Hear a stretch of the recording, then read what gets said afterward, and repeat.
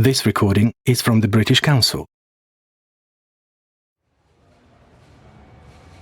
Hello, Maria. Thanks for coming in for the interview. It's my pleasure. Thanks for inviting me. Well, as you know, the company has been expanding and we have an opening in our HR department.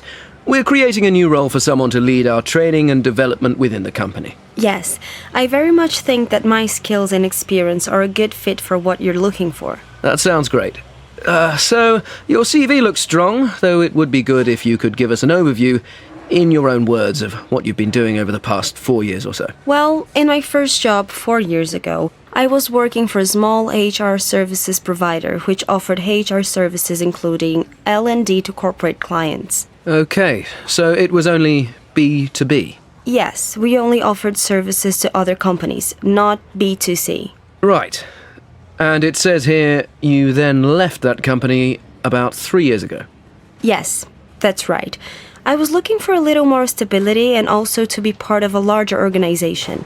So I joined a company with around 100 staff and a small HR team. As there are only a few of us, we each deal with a range of HR topics. In addition to payroll, one of the areas I was responsible for was learning and development. I see. And so why do you want to change jobs now? Well, I very much like the L&D side of my role, and I've always had particularly good feedback for my work in this area. I believe I excel in that field.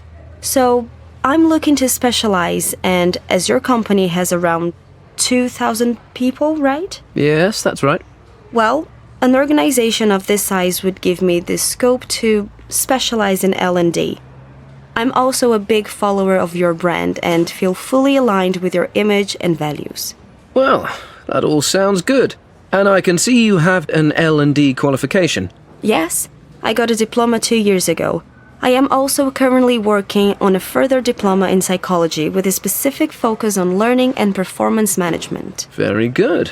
Well, it looks like you have the qualifications and experience we're looking for. What do you think will be the main challenges of coming to a much larger company? I can see that it might be perceived as a weakness to not have experience in an organization of this size. Though I see that it could also be a benefit. I won't be bringing too many preconceived and possibly inflexible ideas with me to the world. Yes, that would be a good thing. Also, I'm used to taking a very personal approach to employee development. I realize that such an approach with 2,000 staff members will have to happen in a different way, but I bring many ideas with me that can be replicated on a larger scale. I see what you mean. Right, so, do you have any questions for me? I think we've covered many of the areas I had wanted to address. I have 2 quick questions, though. Go on. Who would I mostly work with on a daily basis? Well, there's the HR manager, who you would report to, and then the HR team, which currently has 6 people in it. There's usually an intern or 2 who you can get some support from also. Okay, thanks. That's all really clear. And my other question is, how performance in this role will be measured? What does success look like? That's a good question. As you know, we have a performance management system in place, and from that, we have identified some learning and development needs within the organization. But we haven't devised a strategy. Your role would be to devise and then successfully implement this strategy. Thank you. That sounds interesting. Great. So, thanks again for coming in today. We'll be discussing all candidates next week, and then I'll get back to you by the end of next week to let you know the outcome. Thank you for your time. I'd welcome the opportunity to continue discussing this role with you.